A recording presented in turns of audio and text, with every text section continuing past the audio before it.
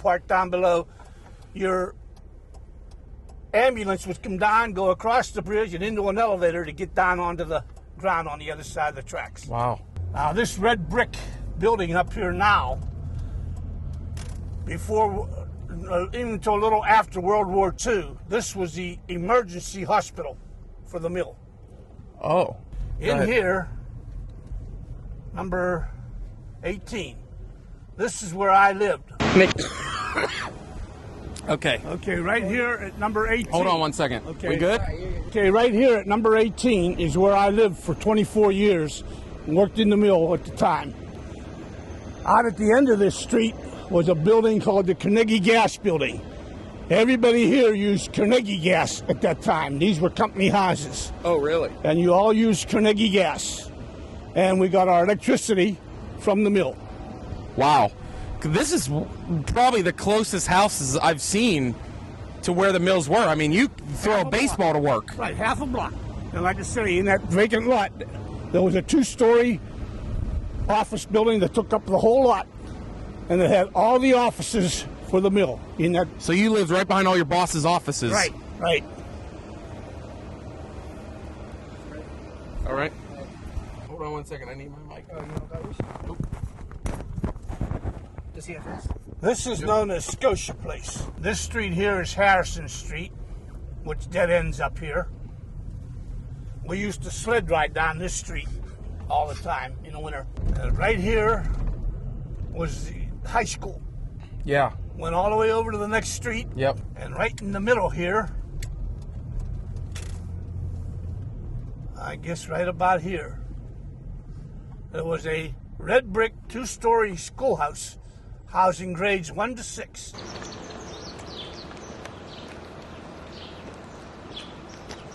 All right, if you didn't get it before, it was a 2-story 6th grade building, red brick building that housed grades 1 to 6. And then in a U-shaped building all around it, it housed the junior high and the senior high of the Munhall School. So, Munhall. And people that lived up in Homestead Park went to Woodlawn for the 7th and 8th grade, Park School for grade school. This is where you graduated from if you stuck around. Munhall Indians. Yeah, that was it, Munhall Indians. Great rival to Homestead. Now What were Homestead? Steelers. Oh, they were the Steelers. Yeah. Homestead Steelers because versus of the the steel Munhall mill, Indians. Yeah. History. Now, as we go down Andrew Street, you'll see that big house over there, which is an old folks' home now. Every superintendent of Homestead Steel lived in that home. Oh yeah? Yeah. Like a big mansion? Yeah. During until after World War II, there was a 3-story red brick building here. It housed the fire department, the police station, and the borough building of Munhall. Wow, that was way down here. That was way down here. That was before you had a lot of homes up in Homestead Park and that. This was the police station and everything. In fact, I had an uncle who was a policeman, and he even put me and 3 of my buddies in the cell just to show us what it was like. Oh yeah? And left us in there for about 3 hours. Yeah, tell us about how where you met your wife. I met my wife in school in Munhall. She came down from Whitaker for the 7th grade, and I met her there and knew her the whole time we were in school. And the guy she married first went to school with us too. And they got married before they got out of school. And then when they got divorced, her and I met up again. She used to work down here at Levine's hardware store, and we met up again, and I started taking her out, and we ended up getting married. I'm going to take you into the mill, not so much for the mill, but to show you something else. And at one time, Homestead, I don't know what you know what a 5 and 10 is. Homestead had 5 of them in Homestead. On a Saturday night, you could hardly walk the avenue. It was that crowded. Why? What were they doing? People were buying. Saturday night, they stayed open till 9 o'clock. And people were out shopping. You just hang out? Yeah. Walk down the street? Yeah. That's the new Homestead Borough building there. They're building it now. You know what 6th Avenue was famous for? What was 6th Avenue famous for? Cat houses. Every house on 6th Avenue had whores in it. Oh, you mean... Oh. Every house along 6th Avenue. That's not what I was thinking. Yeah. I thought you meant it was like the Animal League or something. No. They had prostitutes. Now, it's pretty convenient being really close to the steel mills, isn't it? Right. And there was nothing else down on 6th Avenue but homes. So that's what they turned it into. This used to be the main gate to the mill right here on Amity Street. As you came down Amity Street, this went into the mill. The main entrance to the mill was located right here. So after being at the mill and working all day long, I mean, what did you guys do for fun? Drink. That's fun. Yeah, we'd drink. She's probably drinking.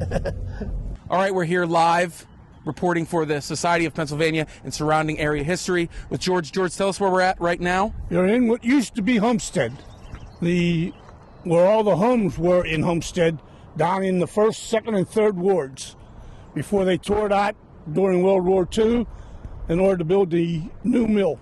They tore out homes? Tore out all those homes, from here up to 8th Avenue. Oh, so there were actually physically homes down here at one point. Right. People lived down here. Wow, I didn't know that. Yeah. This was actually what you would call Homestead. Where would you grow up on this map? Up in here. All right, I'm Glenn here for the Society for Pennsylvania and surrounding area history.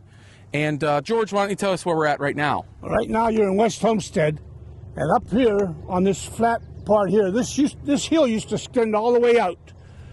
But before World War II, way back in the early 1900s, they had 4 ovens on this flat part where they would dig the clay out of here, mold it into brick, and bake it in the ovens. They would just take it right out of the hillside. Right out of the hill and mold it into brick and then bake it in the ovens. My dad, when he was a kid, lived right down there. He worked here. And what was that called? I don't know what it was called. I think it may have been the pre-runner of the Harbison Walker Brick Company. So all that brick came right out of these hillsides? Right out of these hillsides, yeah. All clay brick. And the mill at that time used a lot of clay brick. What did they use the clay brick for? It lined the furnaces. Oh, okay. Okay. Thanks, George. You're welcome. I do know that they made brick here, though. Whoa! Be careful down here. I wouldn't go down here. I don't know exactly where that takes you. To the brick. Emergency! Emergency! This is where Colas's junkyard was. Biggest junkyard around. Back in there. Yep. That was Calhoun Boy Scout camp. This is Glenn and George for the Society of Pennsylvania and surrounding area history. We're at a pretty neat location. George, why don't you tell us about this location? Well, back when I was a child, this area up through here was Calhoun Boy Scout camp. And different troops would come up and stay overnight and everything, and you had a place to go to. And back then it was really big as far as Boy Scout goes. And then after the war, slacked off.